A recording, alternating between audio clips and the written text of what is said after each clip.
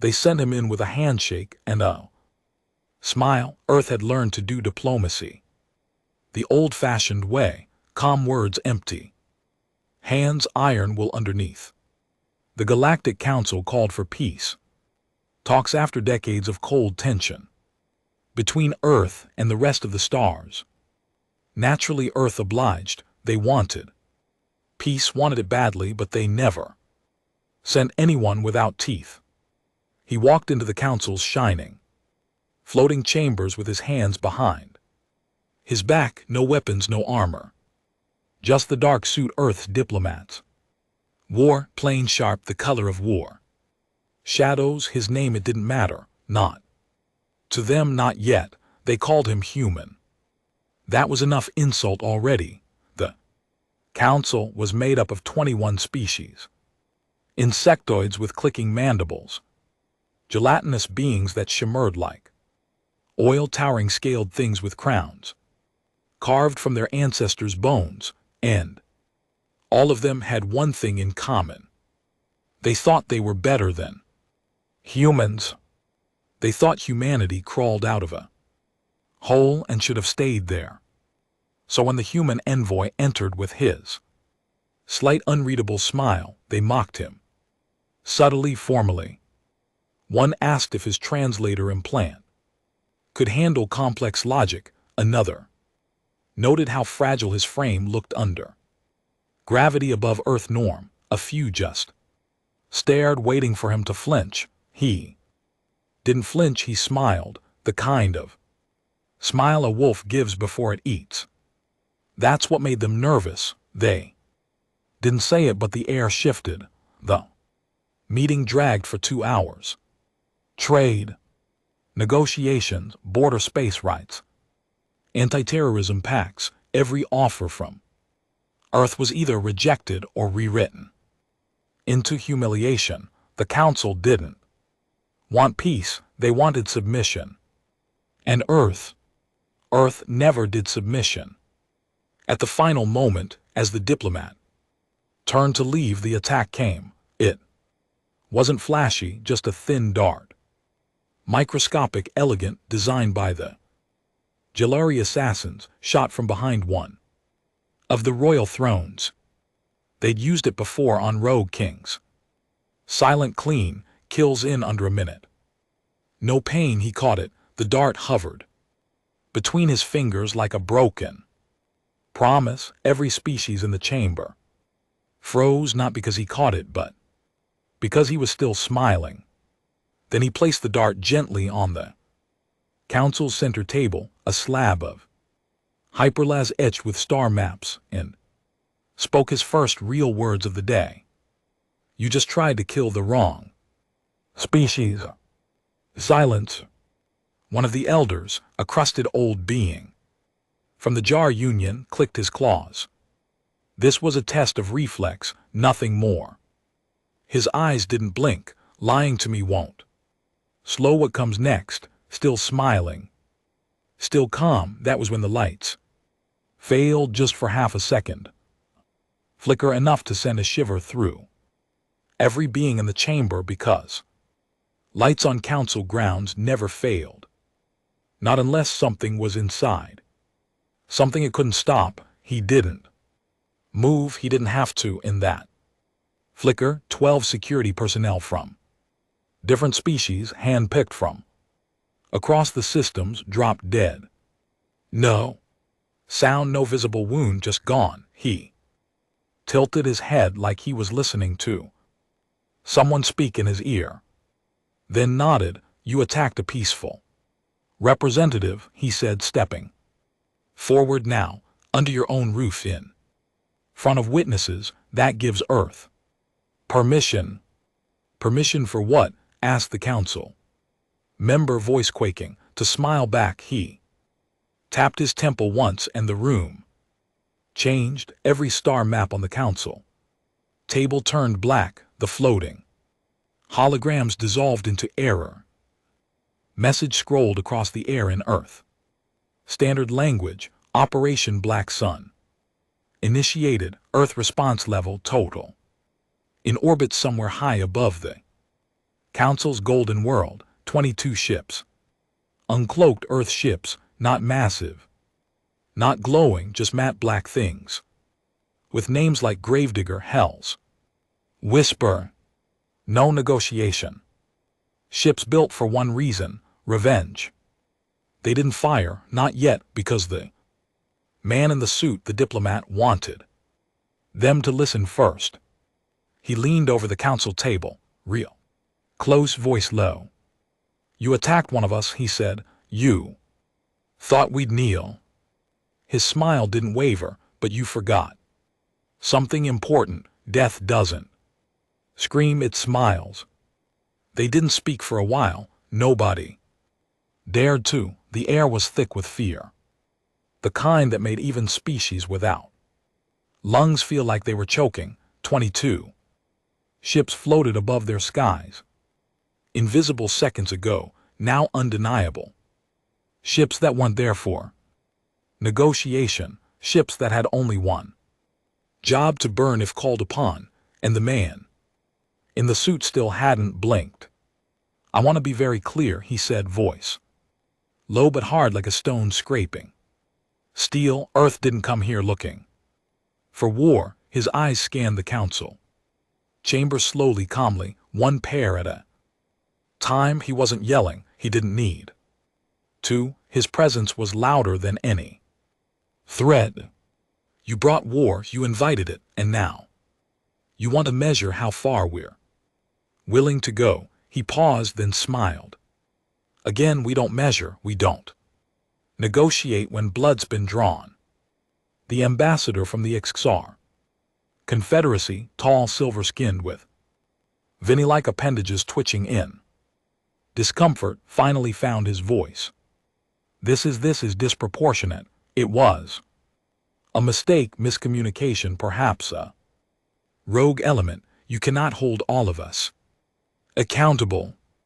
The human smile widened, not friendly, not forgiving, the kind of smile someone wears at a funeral they planned themselves. That's the problem with your kind, he said. You think diplomacy is a game that you can lie and bend until someone stronger than you breaks. You mistake patience for weakness. He walked slowly around the chamber, past council members who shifted back from his presence like he was radioactive. None of them knew what scared them more, his words or the way he walked, like he owned the room. The diplomat you tried to kill, that was me. Earth didn't send a second one. There was no backup. There's only me. Always has been. The room went still. He had a name once, but the Galactic Council didn't deserve it. Earth called him many things: agent, weapon, last resort, but he was at heart a man, just one. And they still tried to kill him. That was the part they never understood. Humans didn't break when attacked. They evolved. You want context, he said finally, stopping at the center of the chamber. Again, let me give you a story. He didn't ask for permission. He just started talking. 3 years ago, the Relari Syndicate abducted 12 human colonists near the Dio's Drift, said it was justified under some obscure trade violation, took them, vanished them. He looked up. We didn't scream, we didn't protest, we waited. Then he raised a single finger.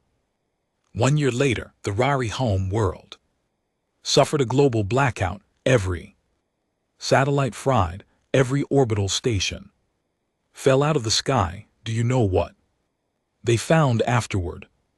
The 12 colonists safe, smiling, sitting on the Relari Capitol steps, eating our food. He lowered his hand. We don't respond in kind, we respond permanently.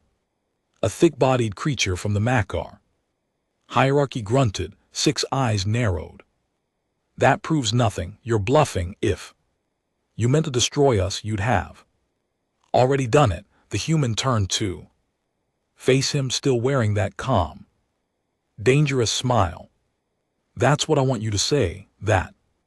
Right there, that overconfidence, that. Belief that humans bluff, that belief. That we're still trying to prove something in this galaxy.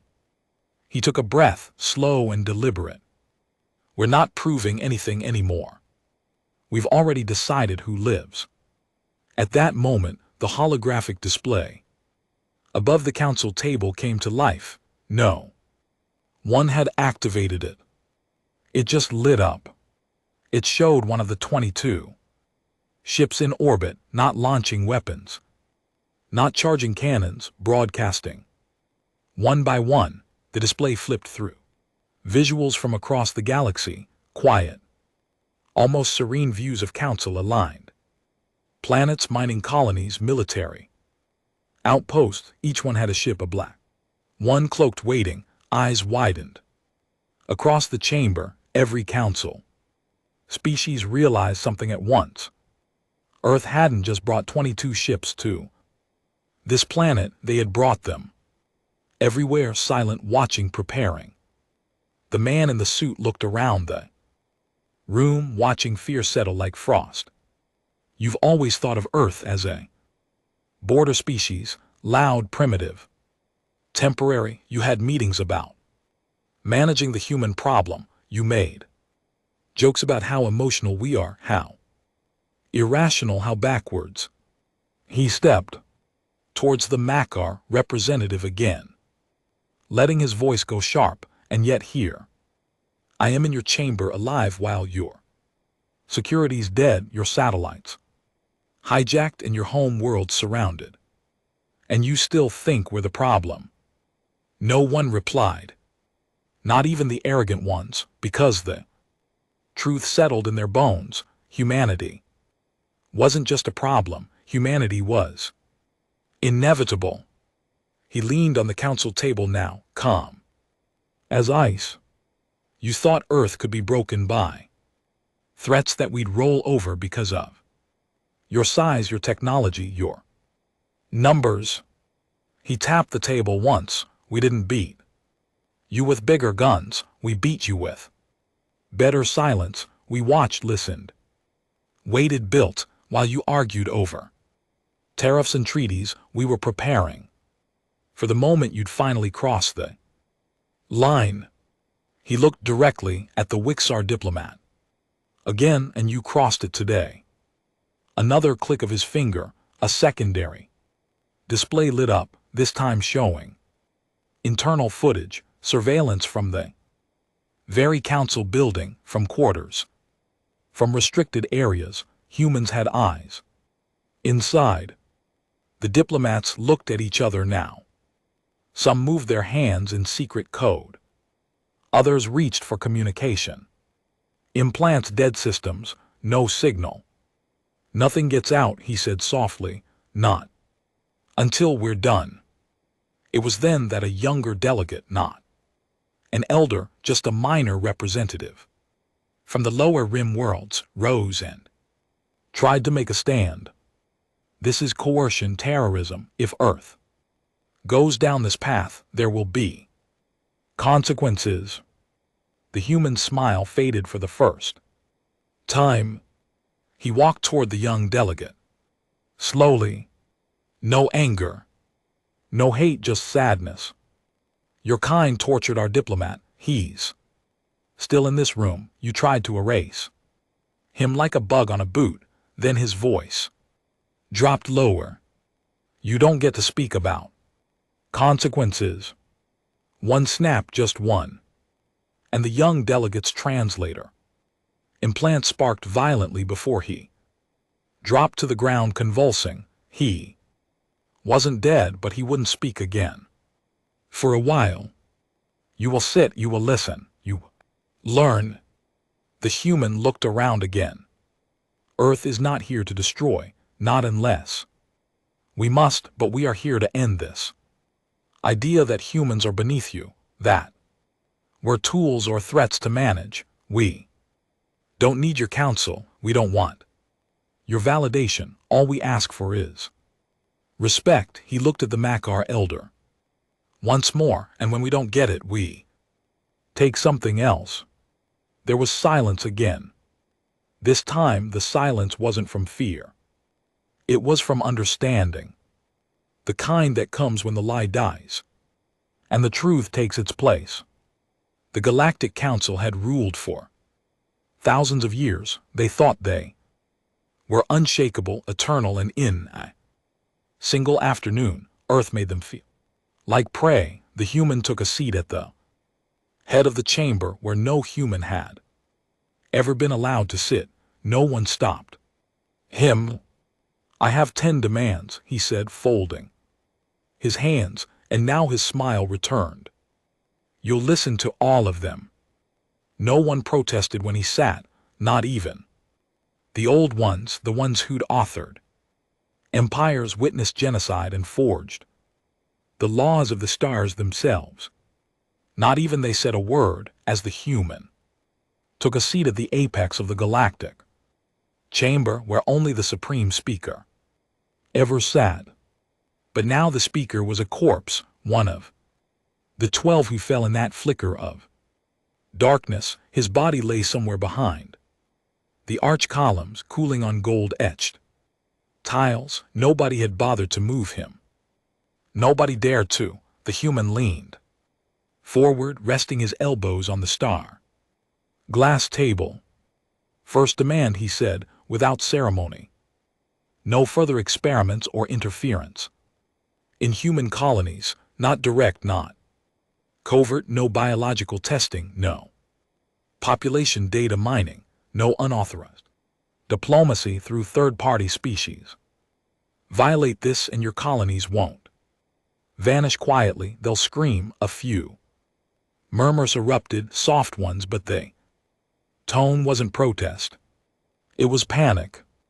Wearing the mask of confusion, the Makar elder grunted, "You assume authority." "You don't." The human didn't let him finish.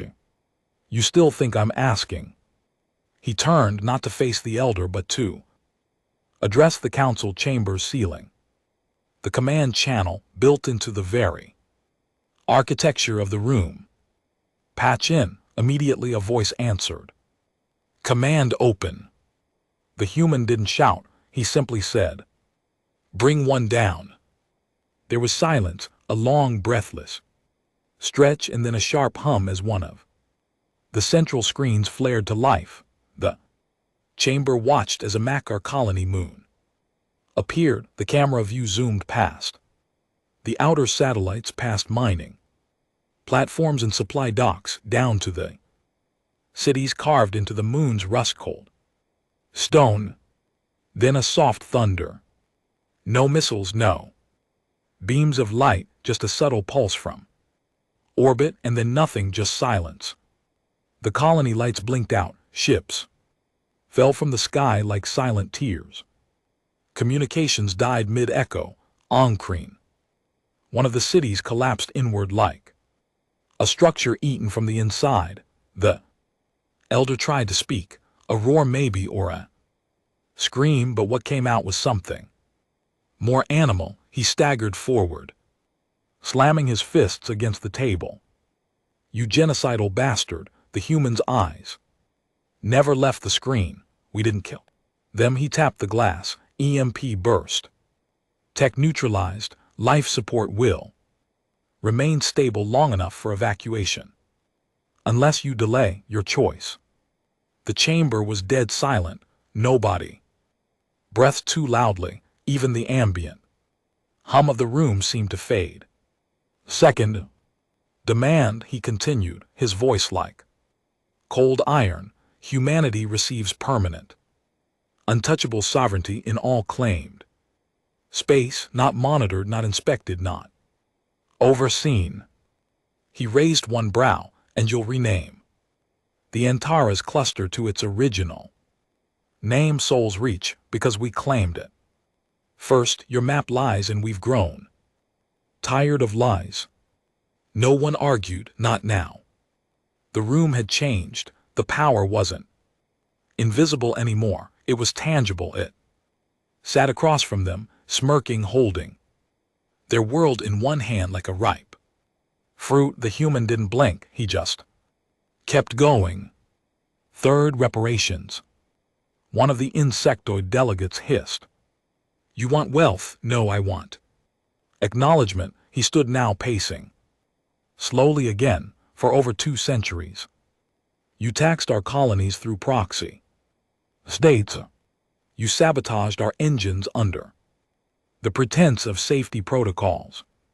You reclassified humans as Tier 3 expansionary life forms so you could block our terraforming requests. He turned to face them, and you told yourselves you were fair, that we were too reckless, too aggressive, too loud. You buried your theft in procedure, and now I want you to say it. He pointed to the Wixar delegate. You first. The delegate's mouth worked silently. The human tilted his head. Say it, either.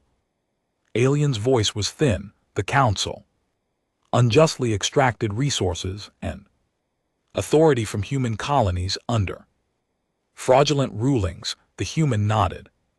Once, see how easy that was. He moved on. Fourth demand, dissolution of the Jalari assassin guilds. You use them to kill a diplomat. Me, you'll dismantle them by cycle end, or I'll hand their client logs to every mercenary fleet in the sector. Eyes widened. You have those? The jar elder rasped. Earth has everything. He sat again. Fifth, we want full records of genetic manipulation programs involving humans, all of them. He let that hang in the air like a loaded weapon. Don't pretend you don't know. Half of you voted for it. Quiet votes slipped into agricultural funding bills. You've been tweaking variables in our outer colony, sterility ratios, lifespan, suppression, aggression amplification. He leaned forward again. You wanted to test evolution. You found something that scared you. No one denied it. He continued. Sixth, Earth will be granted a permanent seat at the head of this council. He looked at the chair under him. This seat, this one, not some fabricated observer status like before. You give us the real voice or the next seat burns. There was shifting again, nervous, restrained. One delegate whispered something too quietly to hear. It didn't matter. The damage was done. The man was changing the power structure of the galaxy in real time, and no one was stopping him. Seventh, he said, tapping the table twice. No more propaganda networks targeting humans. You think we don't notice? You poison your broadcasts. You write us as savages in your stories. Pirates, brutes, villains. He looked around, but when the real monsters come clawing at your doors, the Voidkin, the flesh mass, the coil, who do you call? He didn't wait for them to answer. Us. He tapped his chest once. Because you know deep down that the monsters aren't scared of you. They're scared of us. He stood again, now fully in control. Eighth, the planetary embargo on Mars ends. Now you're orbiting checkpoints. Vanish by this time tomorrow. He looked to the Jalari representative, one of the few who still had the nerve to look him in the eye. You put pressure on Mars because they didn't bow fast enough. You called it a pirate haven. We call it a frontier, and you're not welcome there anymore. He began circling again like a predator. Ninth, recognition. He stopped. You will record, broadcast, and teach in every council species that humanity is not a threat but a power equal, unquestioned. You will tell your young that Earth is not to be mocked, pied, or underestimated. You will erase the words inferior primate from every council archive. He paused, and you'll start referring to us properly, not as humans, not as but as sovereign men. The word hit the room like a crack of thunder. Nobody moved. Nobody even dared blink. And then came the 10th. He turned his back to them, looking toward the high glass dome where the stars burned silently over their heads. Final demand. He let the words settle, slowly, like a slow blade twisting into old flesh. You will declare publicly that Earth has won this war.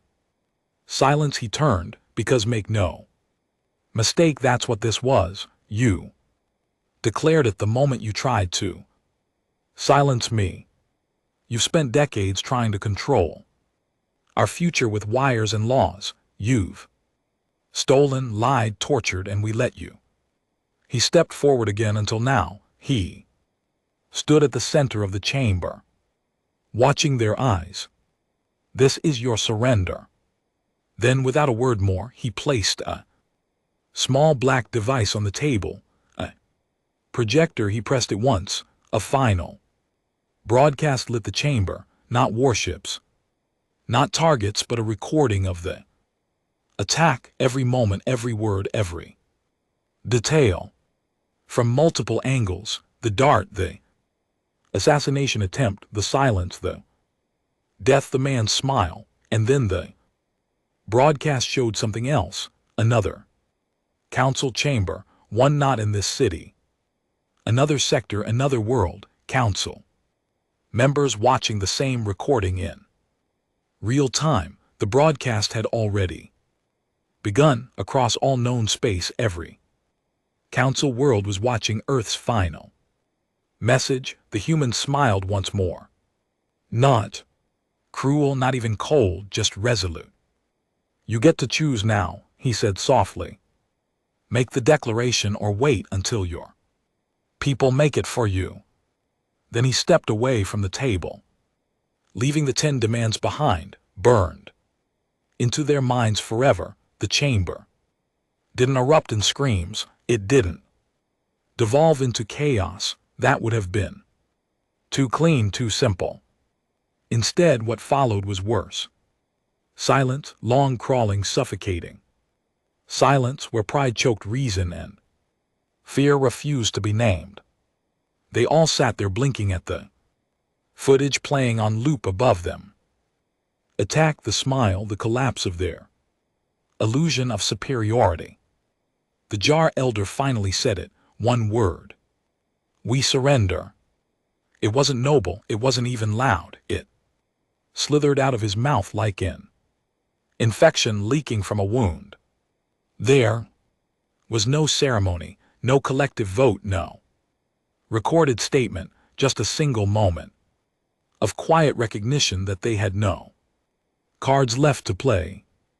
The others didn't argue. They didn't need to.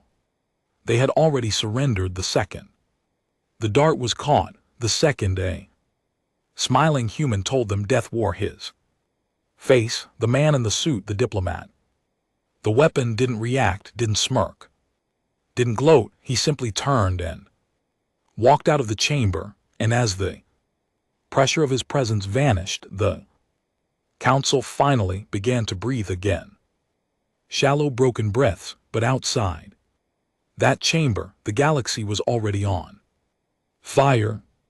The first riots began in the Coreward colonies in the industrial capital of Zenthus Prime. A massive protest broke out before the broadcast even finished.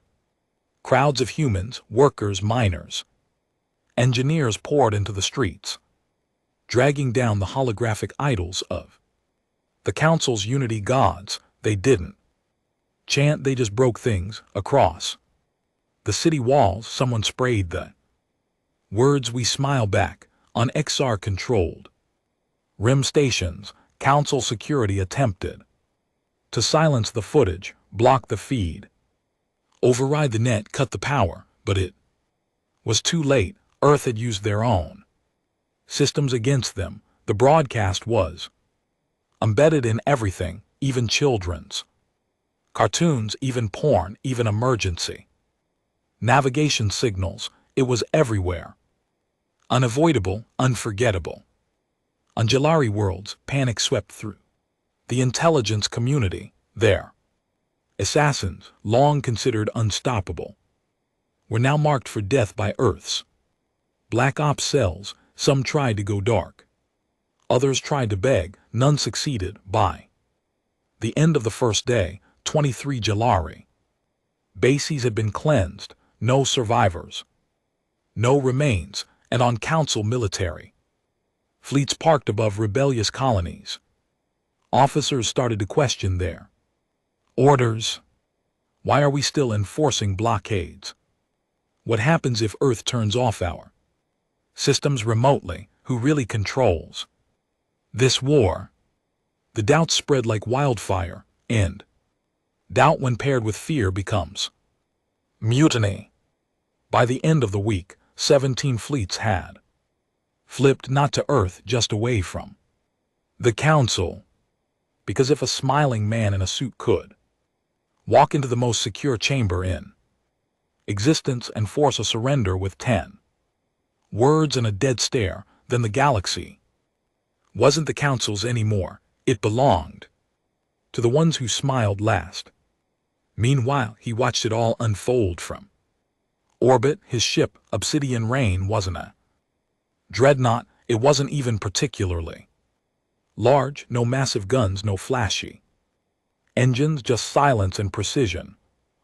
Ship made for people like him. He stood on the observation deck, hands behind his back, watching the data scroll.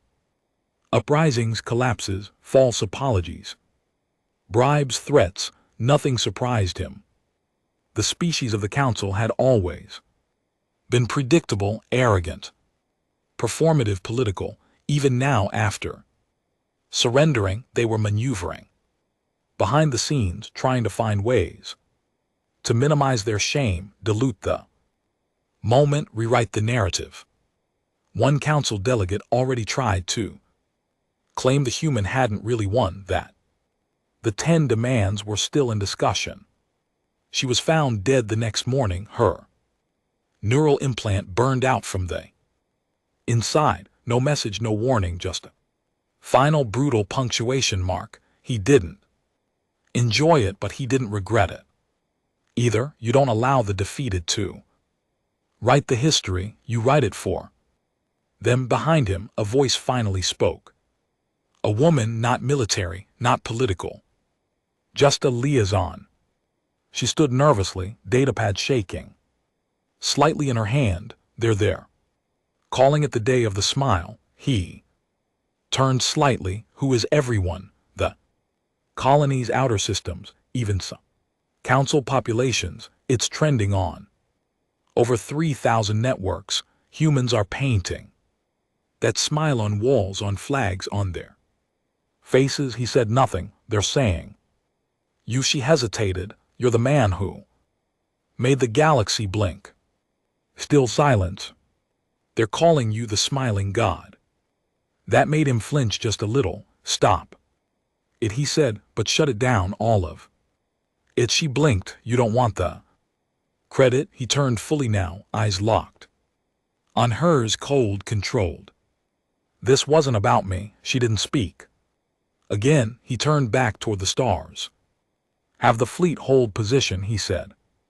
No strikes unless provoked, no messages unless received. If they want peace, they can choke on it first. She nodded and left. Down below, within the Council's inner circles, cracks turned into fractures. The Makar hierarchy declared emergency leadership reform. The Jalari disbanded 3 covert wings publicly, privately. They evacuated every black site they'd ever built because they knew what would come next. The Wixar's prime worlds fell into near civil war, half the populace demanding apology, the other half demanding revenge. But that second half, the ones who still thought they could challenge Earth, they began organizing quietly, secretly, in dead systems and shattered moons, a shadow coalition, one that didn't care about surrender, one that didn't believe the war was over. one that wasn't ready to let go of. Power, they called themselves the Restored Flame. And they weren't diplomats. They were hunters.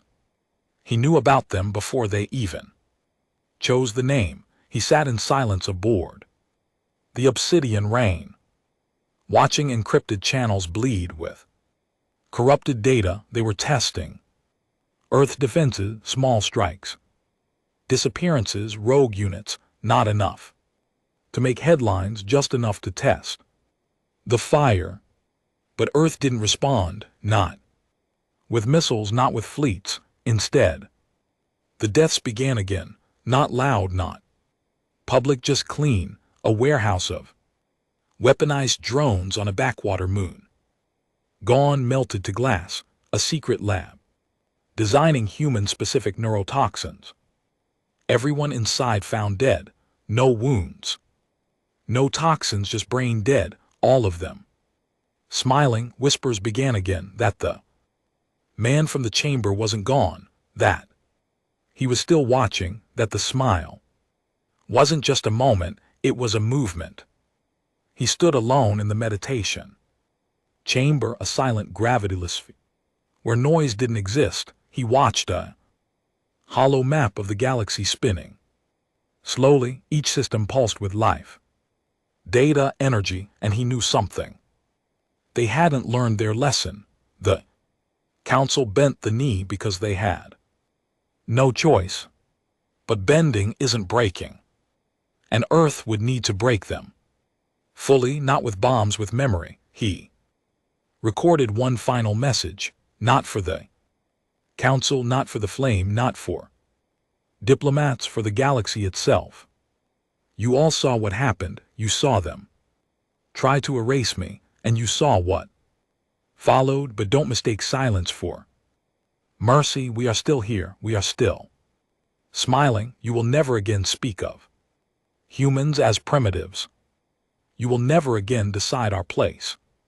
For us, this isn't a new age, it's the old one returned, the age of sovereign men, the age of earned fear. He closed the message and watched it go. Live, not through war broadcasts, but through music feeds, gaming networks, children's stories, memes. Let the galaxy feel it, let them hear his voice. When they slept, let them wonder every day if the smile was still watching them. The assassination attempt wasn't bold, it was desperate. They didn't try to match Earth's tech.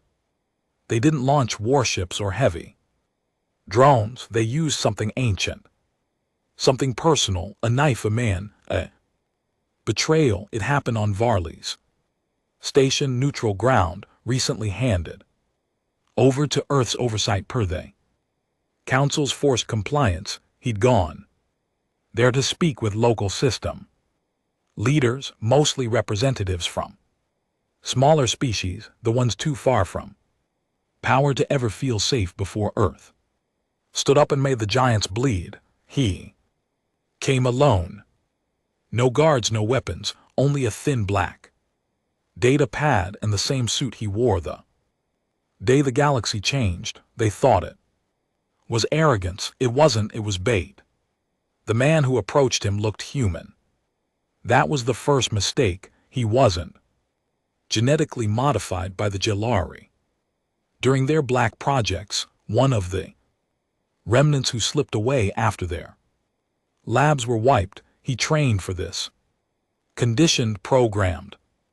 He moved like a shadow behind the wall. As the diplomat spoke with a delegation from the Shenter Moon tribes, he waited until the moment the human turned his back. He moved silently, efficiently. Then he struck. The blade slid through the air, curved, humming, vibrating at a frequency meant to disrupt molecular stability. One cut was supposed to make flesh turn to sludge, but it never touched him, not even close, because the man wasn't surprised. He turned as the blade came, calm, slow, even bored, and he caught the wrist. A blur of motion followed, not fancy, not elegant, just Precise.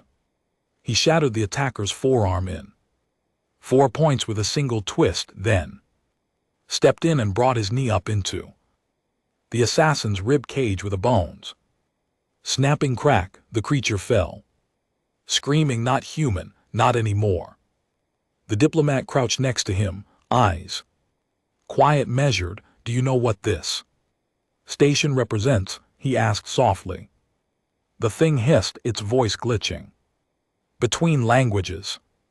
"You think you ended it," it spat, "but the fire's still burning." The diplomat nodded slowly. "Good, I hope it burns." He leaned closer. "But you came for me, not for a fleet, not for a colony. You made it personal." He reached into his coat and pulled out something small, a metal ring etched in Earth's script. Nothing special to the eye. He slid it onto the assassin's twitching finger. "You want fire? I'll give it to you." He stood, then he whispered something. The ring glowed briefly, then pulsed with a sharp tone, and suddenly the assassin wasn't screaming anymore, because he wasn't breathing, and his eyes were smiling. The diplomats behind the glass, Shenter and others, stared in horror as the assassin's face froze in a wide, unnatural grin, his body locked, muscles petrified, and then slowly, grotesquely, he began to laugh, except he was already dead. The diplomat didn't stay, he simply turned and walked out. Within the hour, the recording hit every major broadcast feed, a message embedded in the footage: "You try to take the smile from me, so now you wear it forever." Back on Obsidian Rain, he sat in the dark. He didn't watch the broadcast again. He didn't need to. He already knew what it would cause: fear, confusion, retraction, and eventually retaliation. They couldn't help themselves. Restored Flame was built from old pride, from the bones of cowards who didn't bleed the first time. They weren't warriors, they were leftovers, but even leftovers rot if you let them fester. He turned to the woman beside him. A different one this time, no official rank, just a handler, young, calculating. "Activate protocol," she asked. He didn't answer right away. Then he said, "Phase 2, quiet burn." She nodded. Her hands danced across the screen. "What's the target focus?" she asked. He stared out the viewport at the stars bleeding past the hull. "Memory." Phase 2 wasn't about killing leaders. It wasn't about destroying ships. It was about erasing legends. The restored Flame had been whispering stories of the human overreach, their own propaganda machine telling frightened species that Earth would become tyrants, that humanity would enslave, control, consume. The response: silence, then precision. Every known historian who'd helped write those messages gone, disappeared mid-sentence during live interviews. Archives containing the flames. Recruitment videos corrupted, not erased, twisted, re-uploaded with audio spliced, and visuals altered until even their own people believed they'd faked their movement. One by one, the heroes of the resistance lost credibility, lost memory, lost voice. It wasn't about domination anymore. It was about psychological suffocation. Let them scream into a void that never echoes back. Let them realize the scariest thing in the universe isn't a fleet, it's being forgotten. Still, someone fought back, not many, but enough. They launched a full-blown assault on the Obsidian Rain. Suicide ships jammed signals, chemical warheads. They breached the hull. They thought he'd run. He didn't. He stood alone in the observation deck, one arm bloodied from shrapnel, suit torn, hair matted, watching the flames crawl across the outside of his ship like slow worms. The attackers burst in, 3 of them. He didn't reach for a weapon, he didn't even flinch. They stopped when they saw him because his eyes were already mourning them. "You still don't understand," he said softly. "You think you're fighting a man." He stepped forward, bleeding down one arm. "You're fighting the last lie-in. The galaxy." The first one raised a weapon, fired, the human blurred. The round missed, so did the next, and the next. Then he was in front of them. Too close, and death came fast, not flashy, not loud, just 3 broken throats and a man standing alone again. Still breathing, still smiling. Later, as the ship patched itself in, systems restored, the comms came alive. With a private channel, a voice grainy, mechanical, altered, echoed through the dark. "We see you." He closed his eyes. "You'll have to do more than that. You're not untouchable." "No," he said, "I'm just not scared of being touched." A pause. Why? He turned toward the speaker. "Because the only part of me that felt fear died in that chamber." Another pause. "You can't win forever." "I don't need to," he said. Then he leaned in close to the comm. "I just need to outlast the last coward in the room." The restored flame's final attempt came weeks later, a summit, false peace, chance for dialogue offered in the spirit of reconciliation. He accepted. Everyone told him not to. Everyone begged him not to. He smiled. "I'm not going to the meeting." They blinked. Then who? He turned the idea. The flame gathered on an asteroid world. Remote, fortified, rigged with fail safes. They thought they had control. They thought wrong, because the human diplomat who stepped into their summit chamber wasn't human at all, just a mimic drone, a shell programmed to smile. It spoke once. You wanted to speak with the smile. Now you'll wear it. Then it detonated, not with fire, not with plasma, with silence, a black pulse bomb frequency weapon that shut down every device. Implant weapon, comm brain interface. And in that silence, actual Earth operatives arrived, not to fight, to erase. None of the flame's leadership made it out, and when the galaxy looked for footage, there wasn't any, just one single image spread across every data node, a flame insignia broken in half, with a smile drawn in ash across its face. They called it peace. On the surface, the galaxy seemed to have found it. The last coordinated rebellion by the restored flame had ended in ash and silence. Council systems bent to Earth's 10 demands. Without another word, treaties were signed. Border conflicts disappeared. Even trade resumed across fractured sectors, but it didn't feel like peace.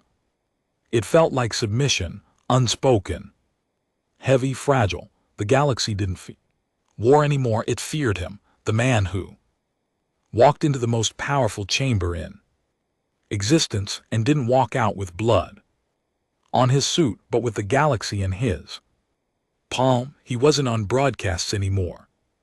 No more messages, no threats, no smiles. He had simply vanished, and that made them fear him even more.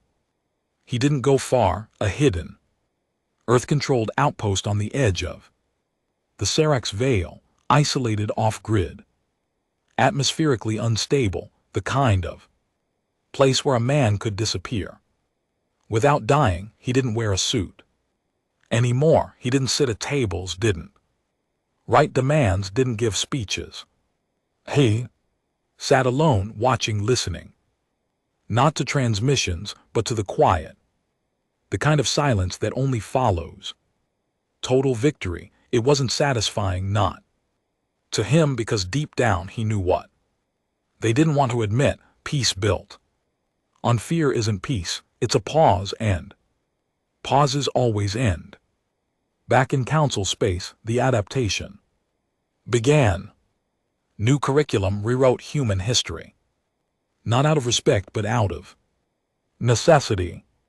Children learned that humanity had risen above conflict and taught the stars a lesson in unity, conveniently forgetting who taught them and how. Council leaders bowed in public, praised cooperation, promised new shared futures. Behind closed doors they whispered the same old words: how do we contain Earth? How do we survive them? In the outer sectors, something worse began to happen. Worship, he didn't want it, he didn't ask for it, but it grew like a tumor in the silence. He left behind street artists painted his face in alleys, always with that same smile. Poets wrote verses calling him the sovereign flame. Militias, not even aligned with Earth, started carrying banners of black with a single phrase: we smile back. It stopped being about Earth, stopped being about demands. It became a symbol, a threat, used by people who wanted control, power, fear, just like the ones they claimed to hate. And Earth, they didn't stop it, they couldn't, because for all the fear the galaxy had for that man, his own people feared him just as much. The man they once called Diplomat didn't care about the worship. What shook him more was the moment he realized he'd killed hope, not on purpose but undeniably, because the galaxy didn't believe in diplomacy anymore. Not really. Why would they? One man walked into a room, didn't raise his voice, and flipped the entire galactic hierarchy. Why talk? Why negotiate? Why believe in anything but power? He saw it happening. Even on Earth, children trained harder. Younger diplomats walked with security. Now trust became outdated, and behind every conversation, every smile, every alliance, there was one unspoken thought: what would he do? That haunted him more than death ever could. He was pulled back in only once, not by a threat, not by an uprising, but by a request from Earth itself.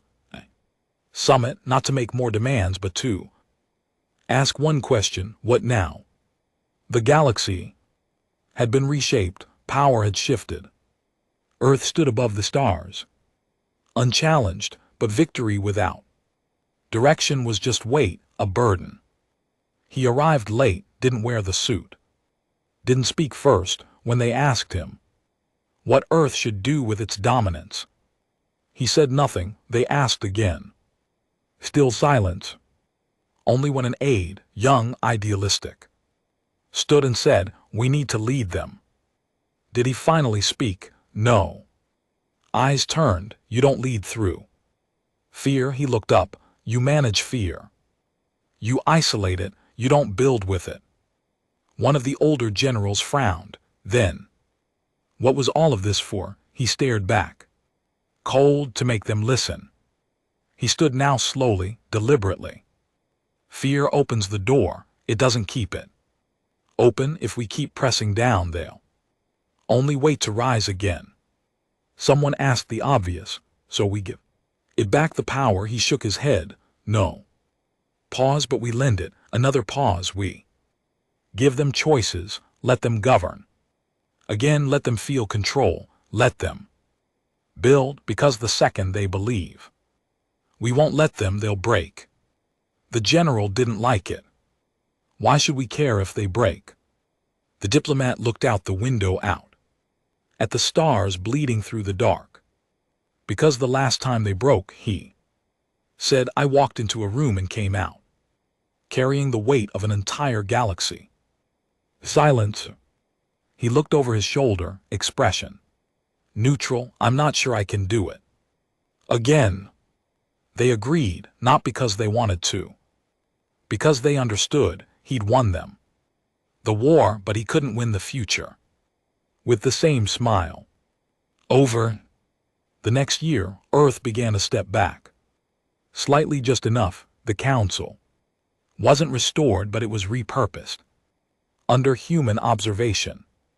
Decisions made locally again with final arbitration from Earth. Treaties were rewritten, not in fear but in realism.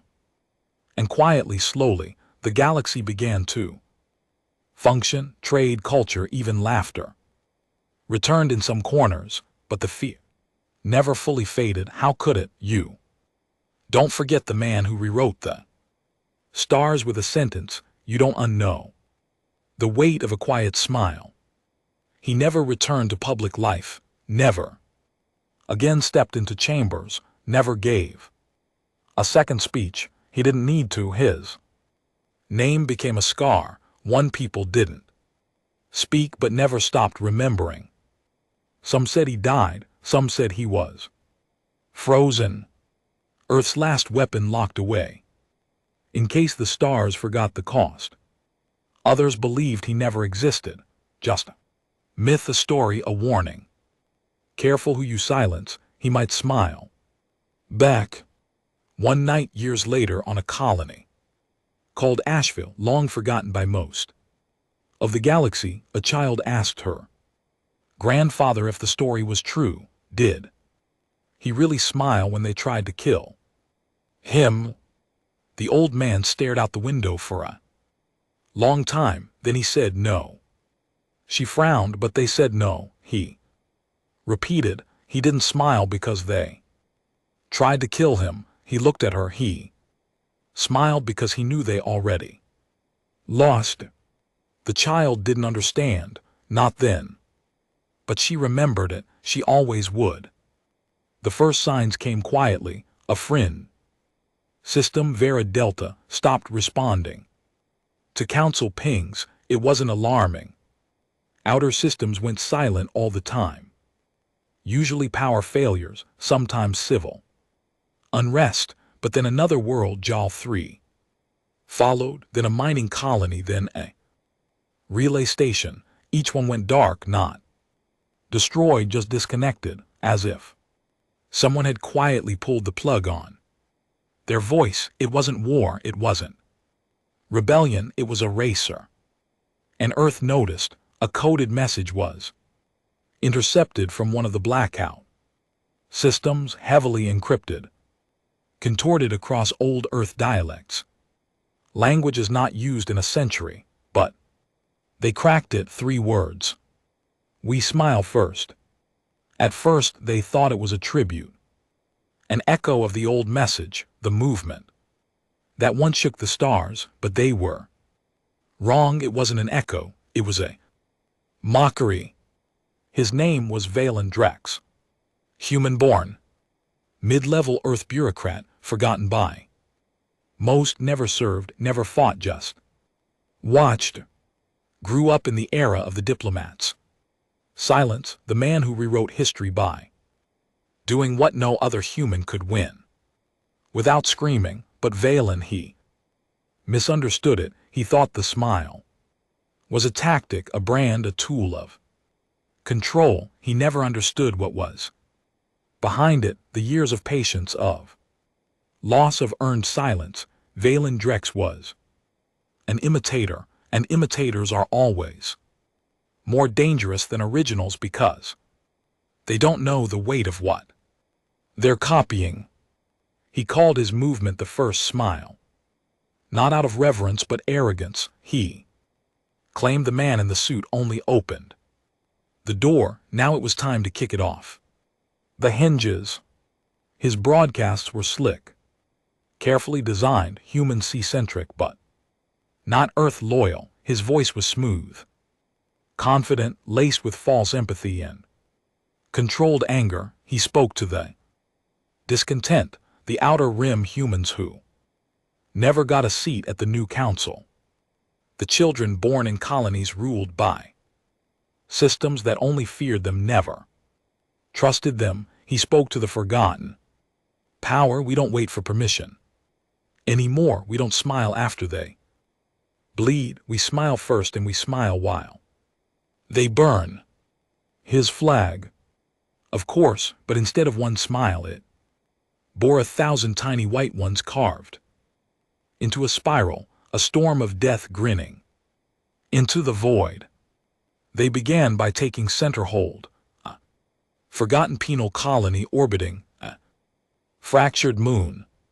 No one cared until they broadcast the warden being executed with a smile carved into his chest. Then they moved on to Kravik's Delta, posing as Earth inspectors. They took the council envoy hostage and made him read their manifesto. Lived just before detonating bomb beneath the Capitol's civic dome. No warning, no threats, just a smile before the fire. On Earth, panic bloomed quietly. Obsidian rain hadn't been seen in years.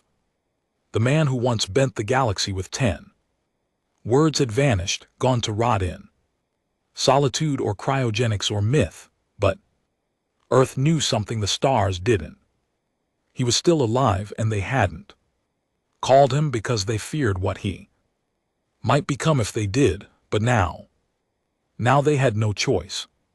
They found him on the edge of the far dust rift, living in an old gravity warped station surrounded by silence and dark water systems that hummed like sleeping giants. He didn't answer at first, just stared at the transmission with tired eyes. They showed him the images. Valen Drex, the bombings, the spiral flag, the words, "We smile first." Still silence. Then he spoke, voice rougher, older, imitator, the Earth agent. Nodded slowly. More than that, now he's turning it into doctrine, he said. Nothing. The agent stepped forward. People are following him, not just humans, mercs, colonies, pirates. Some think he's your heir. The man raised one brow. My what? Your replacement. That made him chuckle, the first time he'd laughed in years. Then he looked into the screen. Dead center. Call the rain. The obsidian rain took 6 hours to reach the rally point near the Duraxis belt. It didn't roar, it didn't shimmer, it just appeared like a thought the galaxy forgot it had. The black ship opened for him like it remembered his blood. He didn't put on a suit this time. No pageantry, just a coat, heavy and faded. The crew didn't speak. They didn't salute. They simply nodded because they remembered you don't greet death, you just prepare to follow it. His first message wasn't a threat. It was a sentence. Valen Drex is not the smile, he's the infection that follows it. He didn't make it public. He didn't need to, because in under an hour every system touched by the first smile went silent. Their leaders didn't die. They disappeared, gone. No footage, no broadcasts. Just empty rooms where mouths used to scream. Valen didn't panic. He grinned. He called it the second war of the smile. But he made one mistake. He thought he was equal. They met once, not on a battlefield, not in a chamber, but in a dead ship floating between systems, a cold drift cruiser turned hollow sanctuary. No guards, just them. Valen walked in first, dressed in a replica suit. Perfect smile painted across his face. I was hoping we'd meet, he said. Man said nothing. Valen sat across from him, unafraid. You started it. I'm finishing it. You should be proud. Still nothing. Valen leaned forward. They follow me now. Finally a reply. No. Valen frowned. You don't get to deny it. The movement is real. The flags, the doctrine. The man looked up, eyes hollow. I didn't build a movement. I left a warning. Valen laughed. Call it what you want. I'm what comes next. Pause. Then finally the smile returned. Not wide, not warm, just ancient. You're what comes after forgetting. He stood. Valen did too. What now? You kill me. That's it. The man nodded. No, I erase Violin tried to speak, but the air collapsed, his voice froze in his throat, muscles locked, neural signals silenced by a microfield built into the seat. He stood struggling, eyes wide. Realization, the man walked past him, slowly whispering into his ear, "You." Smiled first, but only because you didn't live long enough to see the real thing. And then Valen vanished, not in blood, not in fire, just gone. No body, no name, just one new message broadcast to every first smile colony. There's only ever been one. Time passed, years this time, not in chaos, not in war, but in reconstruction. The last spark of rebellion, the first smile died in silence. It's false prophet vanished without a trace. No funeral, no martyrdom, no echo, just eraser. The man who ended him returned to his quiet station beyond the far dust rift, and this time he didn't answer Earth's calls. He didn't need to. The galaxy had learned and remembered, but the thing about memory, it doesn't stay still. It gets rewritten, it becomes legend, and that's when things get dangerous again.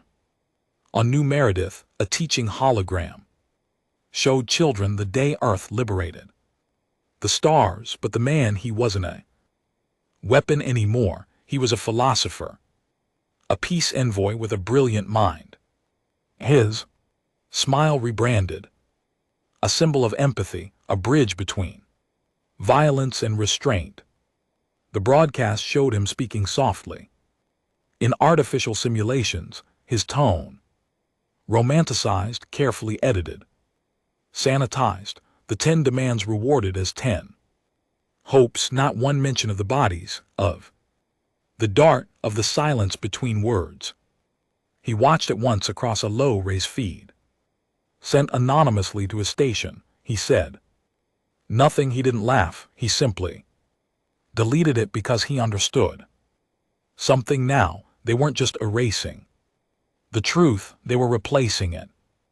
Elsewhere in council space, statues were being erected, statues of him, but none were accurate. One depicted him holding a dove, another with his arms spread like a saint. One even showed him kneeling, accepting peace from alien hands. Not one of them captured his face, not one got the smile right. Because you can't sculpt a weapon that looks like a man, and you can't carve a moment in time. But they tried because the galaxy needed to believe the war was won with peace.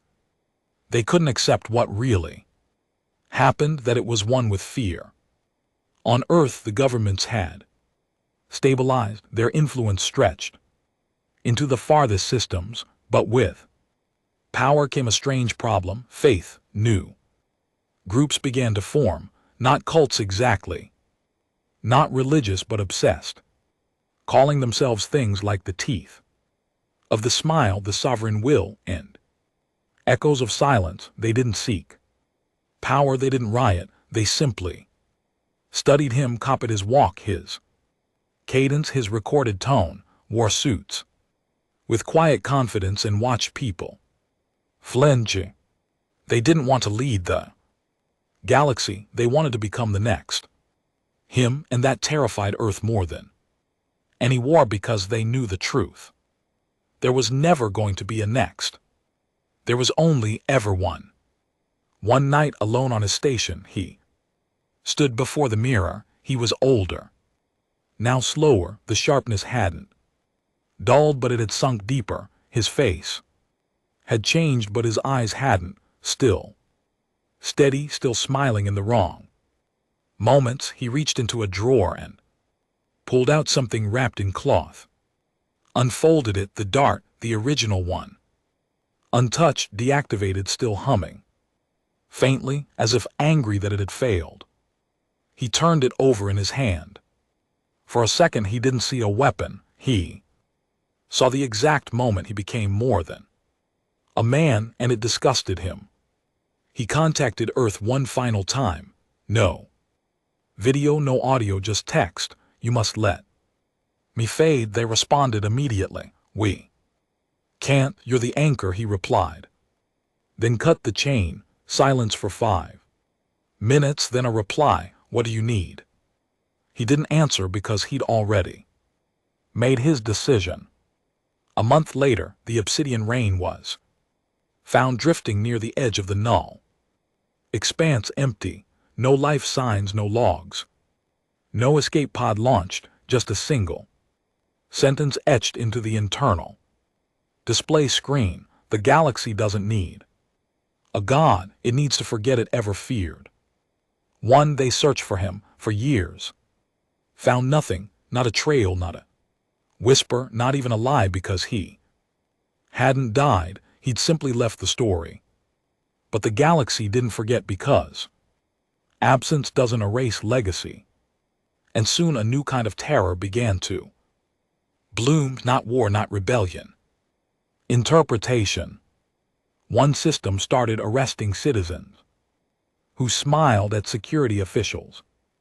Another passed laws banning any public use of his quotes, called them coercive speech. Entire planets rewrote their legal code under the banner of preventing smile doctrine resurgence.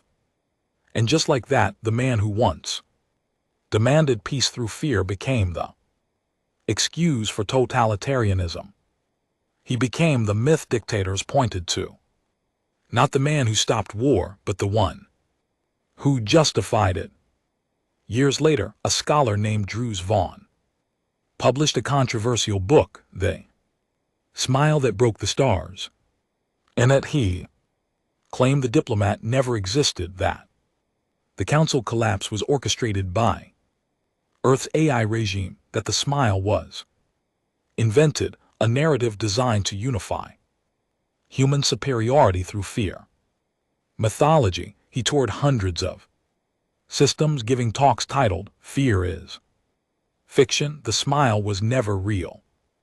He stood on stage laughing until one night during a broadcast something strange happened. His audio cut mid laugh, and on the screen behind him an error appeared, just 5 words, careful what you forget. The feed died, they never found him. That became the new ghost story, forget the smile and it smiles back. Kids dared each other to whisper the Diplomat's name into calm lines at midnight. Teenagers downloaded grainy ancient footage of the council attack and froze the exact frame he caught the dart, daring themselves to stare at it too long. Some said the man still lived in data, in black code, in the dead zones of the galaxy where no signals echo. Others said he wasn't a man anymore. He was the memory of power, the shadow of consequence. One child, a girl born on a system rebuilt under Earth's order, asked her father something one night as they watched an old hollow painting of the council dome. Did he ever smile because he was happy? The father didn't answer at first. Then he said no, he smiled because they made him. She frowned. Who? Everyone. He looked at her. And that's why you shouldn't ever try to be him. Why? He looked at the stars. Because the moment you wear a smile to make the galaxy fear you. He paused. You'll forget what it's like to smile for yourself. And so it ended. The man disappeared. The imitators died. The galaxy moved on. A little more cautious, a little more fractured, but always watching shadows for a suit that no longer walked among them, because they knew deep down if they ever made the same mistake again, if they ever attacked another diplomat, if they ever tried to silence someone just for speaking quietly, there'd be a moment, a flicker, a feeling like cold breath down their spine, and they'd see it just once. Man in the corner of the room, hands behind his back, eyes steady and wearing a smile. That meant it was already too late.